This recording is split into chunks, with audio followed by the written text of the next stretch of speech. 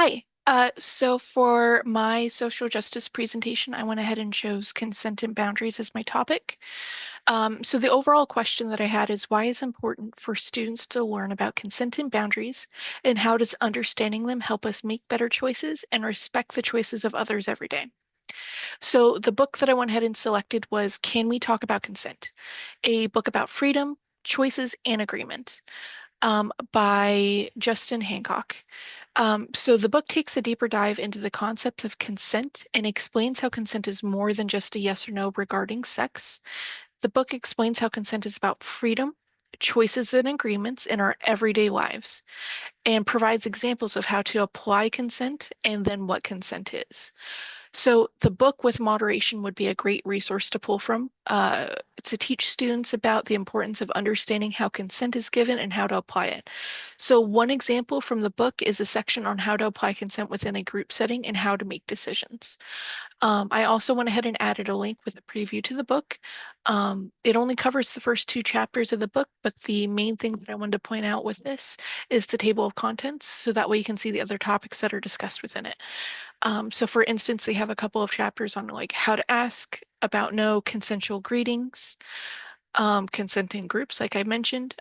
Also talks about consent in the world in regards to gender isms and empowering others with consent. So overall, it's a really good book, again, with moderation. So a couple of the other resources that I went ahead and added was Teaching Consent Does Not Have to Be Hard by Hoover on the Learning for Justice website. So a couple of the questions that I went ahead and pulled from these articles is going to be how can we as educators teach the concepts of consent to middle school students without making it uncomfortable or controversial? I know that sometimes teaching or talking about consent it can have some negative connotations to it. But overall, if we go ahead and focus on teaching consent as a permission to cross someone else's boundaries, like if we have that as like the main reason for it, um, it can kind of help us in addressing what consent and boundaries is. So, what are some non-sexual examples of boundary crossing that can help students understand the importance of consent in everyday interactions? And why is it important for students to recognize that personal boundaries can change depending on the situation? And how does this understanding help contribute to respecting others' personal boundaries?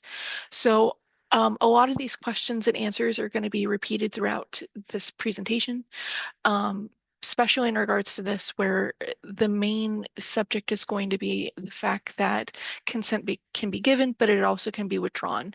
And it's about teaching students that they have to respect the fact that somebody is withdrawing consent and how that looks. The other resource that I went ahead and provided was Consent and Boundaries by the George Toro Safe at Home Foundation. A couple of the questions that I went ahead and pulled from that are why are effective strategies for teaching young people about establishing and respecting personal boundaries in various types of relationships? So again, it goes ahead and touches on the fact that consent is more than just something that is given to a sexual partner. It's something that consent and boundaries you're going to have within like family dynamics, friendship dynamics, and like school dynamics, and the importance of how that looks within each of those types of relationships. So, how can educators and parents facilitate open discussions with youth about the importance of consent in both verbal and nonverbal interactions? And in what ways can understanding the practice of consent contribute to creating a safer and more respectful school environment and community environment? I personally think that teaching consent and boundaries can also help address bullying concerns as well. And that will also be touched on a little bit later as well. So the last source that I went ahead and posted was How My Third Graders and I Address Consent. This is a really great resource because it's a teacher actually applying consent teaching within the classroom. And it gives really good concepts and ideas of how to address that within the classroom setting. So the first question that I went ahead and pulled from it was how can educators introduce the concepts of consent to elementary school students in a way that is age appropriate and able to understand? What everyday situations can teachers use to help young students recognize the importance of asking for and giving consent?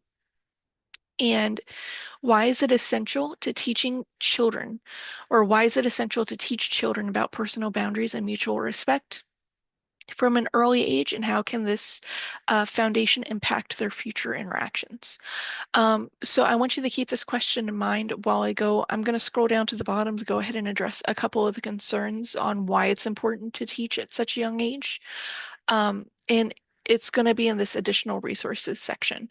So this is going to address a couple of the problems that we have within our society. And I think that if we started addressing consent and boundaries at an earlier age, this might help combat that.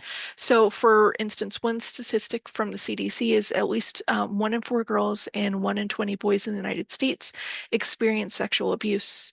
The NSVRC goes ahead and states that nationwide, 81% of women and 43% of men report experiencing some form of sexual harassment and or assault within their lifetime.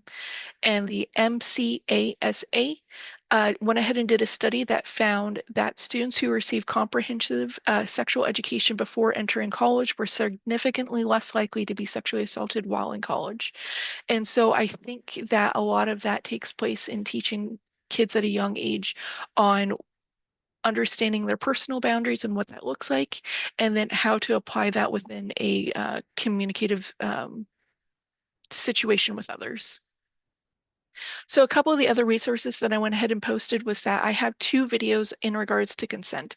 One is for younger kids and the other one is for teens.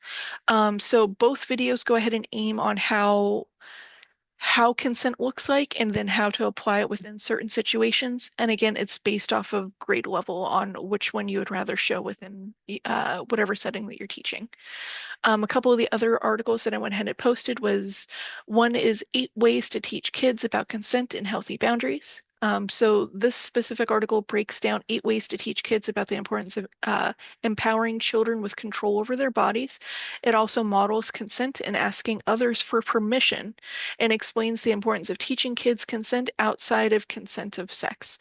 So this one, I believe, also mostly applies for parents, but again, I think those teachings can also go within the classroom as well. And again, the main thing that I think is really important to teach is that um, it's making sure that students understand the importance of like accepting consent or accepting other people's boundaries. The other article that I went ahead and posted as well was changing the culture of consent, teaching young children personal boundaries.